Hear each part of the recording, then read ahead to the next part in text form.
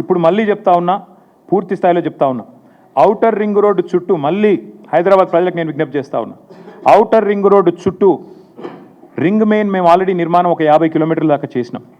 మిగతాది కూడా పూర్తి చేసేది కేసీఆర్ ప్రభుత్వమే. మళ్ళీ వస్తాం, కేసీఆర్ ప్రభుత్వమే మిగతాది కూడా పూర్తి చేస్తుంది. తద్వారా రింగ్ మెయిన్ పూర్తి చేయడం ద్వారా ఏమవుతుంది, గోదావరి నీళ్ళు కానీ కృష్ణా నీళ్ళు కానీ భవిష్యత్తులో ఏనాటికి హైదరాబాద్కి ఏనాటికి ఇంకొక 500 సంవత్సరాలైనా కరువు లేకుండా చేసే బాధ్యత మాది. రోజుకు కాదు నల్లా నీళ్ళు, 24 గంటలు నల్లా నీళ్ళు ఇచ్చే బాధ్యత మాది. 1000% ఇది మా వాగ్దానం. మీకు వచ్చే ఎన్నికల్లో మా వాగ్దానం హైదరాబాద్ ప్రజలకి. ఈ ముఖ్యమంత్రి వల్ల కాదు అది, ఎందుకంటే ఆయన గేమ్, ఆయన గోల్ అంతా ఎంతసేపు డబ్బులు ఎట్లా సంపాదించాలని. ముఖ్యమంత్రి గారు మొన్న బయటపడింది ఆయన మనసులోని మాట. ఒక టీవీ చర్చలో చెప్తున్నాడు, కేసీఆర్ తప్పుడు నిర్ణయం తీసుకున్నారు, 20,000 లీటర్ల వరకు ఫ్రీ వాటర్ ఏదైతే ఇస్తున్నాం హైదరాబాద్లో అది చాలా తప్పు నిర్ణయం అన్నాడు ముఖ్యమంత్రి గారు.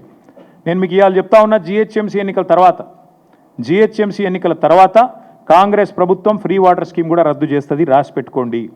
ముఖ్యమంత్రి గారి మనసులో మాట బయటపడ్డది. ఇవాళ మేము సిన్సియర్గా ఏదైతే ప్రయత్నం చేశామో దాన్ని కొనసాగిస్తాం. మీరు ఏదైతే ఇవాళ లూటీకి పాల్పడుతున్నారో దాన్ని కూడా అడ్డుకుంటాం. ఎందుకంటే తప్పకుండా మేము బీజేపీని కూడా అడుగుతున్నాం. మేము అడిగినాము భారతీయ జనతా పార్టీ వాళ్ళని, ఇన్ని స్కాములు జరుగుతుంటే మీరు ఎందుకు మాట్లాడతలేరు అని అడిగినాం. మీరే చెప్తారు ఆర్ఆర్ ట్యాక్స్ అని, మీరే చెప్తారు ఇంట్లో దోపిడీ అందులో దోపిడీ అని, మరి ఎందుకు విచారణకు ఆదేశిస్తలేరని అడిగినాం. ఇక కారణాలు వాళ్ళే చెప్పాలి. ఒకటి మాత్రం పక్కా, ఇదివరకు ఎట్లయితే హైదరాబాద్ దాహార్తి తీర్చినామో మరి గోదావరి నీళ్ళని తీసుకొచ్చి భవిష్యత్తులో కూడా మళ్ళీ హైదరాబాద్కి న్యాయం చేసేది, రింగ్ మెయిన్ ప్రాజెక్టు పూర్తి చేసేది, అల్టిమేట్గా మూసీ ప్రాజెక్టు కూడా పూర్తి చేసేది కేసీఆర్ ప్రభుత్వమే. కానీ ఈరోజు జరుగుతున్న దోపిడీ విషయంలో, ఈరోజు జరుగుతున్న ఈ క్రిమినల్ కుంభకోణం విషయంలో రాష్ట్ర ప్రజలు కూడా ఆలోచించాలి. కాళేశ్వరాన్ని బద్నాం చేయాలి, అంచనాలు పెంచాలి, బ్లాక్ లిస్ట్ చేయాల్సిన ఏజెన్సీకి కాంట్రాక్ట్లు అప్పచెప్పాలి. ఎవరి కోసం ఇదంతా? రాష్ట్ర ప్రజలు కూడా ఆలోచించాలని చెప్పి కోరుతూ, తప్పకుండా అవసరమైతే మా పార్టీ తరఫున న్యాయ పోరాటానికి కూడా వెనుకాడం. ఎందుకంటే మా తెలంగాణ భవన్ ఇదివరకే జనతా గ్యారేజ్గా మారిపోయింది. మూసి మొత్తం బాధితులంతా మా కాడికే వచ్చి మొరబెట్టుకున్నారు.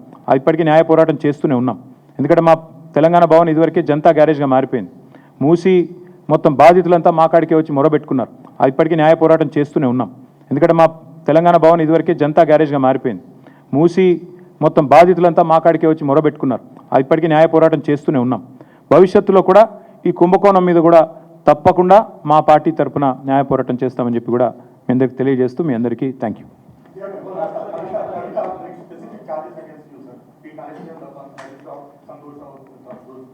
See Rahul, I'll tell you one thing.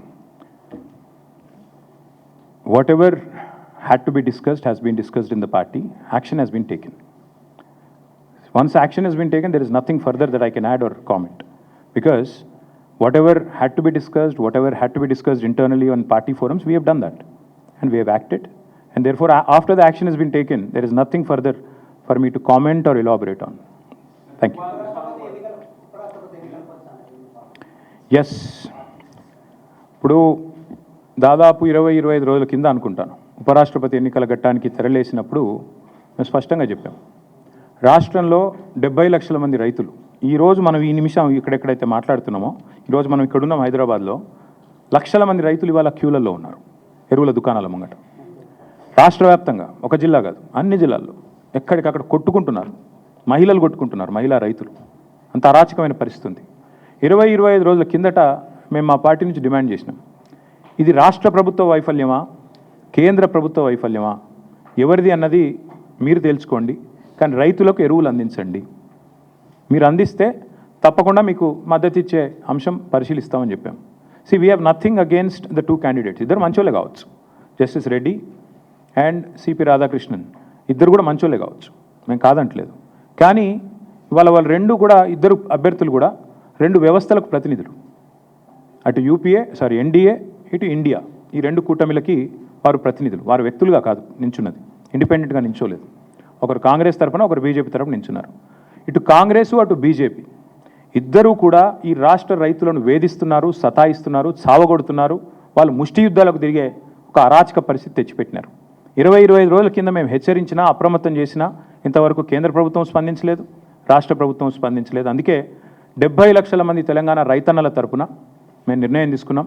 నిజానికి నోటా ఉంటే ఎన్నికలు బహిష్కరించడం మంచిది కాదు, ప్రజాస్వామ్య ప్రక్రియలో పాల్గొనాలి. నోటా అనే బటన్ ఉంటే అందులో నోటా కొత్తటోళ్ళం. కానీ నోటా లేదు, అటో ఇటో ఏదో రెండిట్లో ఏదో ఒకటి చేయాల్సిన పరిస్థితి ఉంది. అందుకే ఈ ఎన్నికలు మేము we are abstaining, we are not going to participate as a party. నిన్నగాక మొన్న 2 రోజుల కిందట మా రాజ్యసభ ఫ్లోర్ లీడర్ సురేష్ రెడ్డి గారిని, అదేవిధంగా అందుబాటులో ఉన్న రాజ్యసభ సభ్యుల్ని పెద్దలు కేసీఆర్ గారు లంచ్కి పిలిచారు, మీటింగ్ కూడా అయింది, చర్చ కూడా జరిగింది ఏం చేద్దామని. చర్చించిన తర్వాతనే, అందుబాటులో ఉన్న ముఖ్యులతో కూడా చర్చించిన తర్వాతనే నిర్ణయం తీసుకున్నారు. ఈ ఎలక్షన్లో మేము ఎవరికి కూడా సబార్డినేట్ కాదు, ఎన్డీఏ సబార్డినేట్ కాదు, మేము ఇండియా సబార్డినేట్ కాదు, మేము తెలంగాణ ప్రజలకు సబార్డినేట్ అంతే. కాబట్టి తెలంగాణ ప్రజల పక్షాన వారి బాధను వ్యక్తం చేయడానికి ఇది ఒక వేదికగా వాడుకుంటున్నాం. తెలంగాణ రైతుల పక్షాన ఈ ఎన్నికల్లో మేము పాల్గొనబోవట్లేదు, వీఆర్ గోయింగ్ టు అబ్స్టైన్.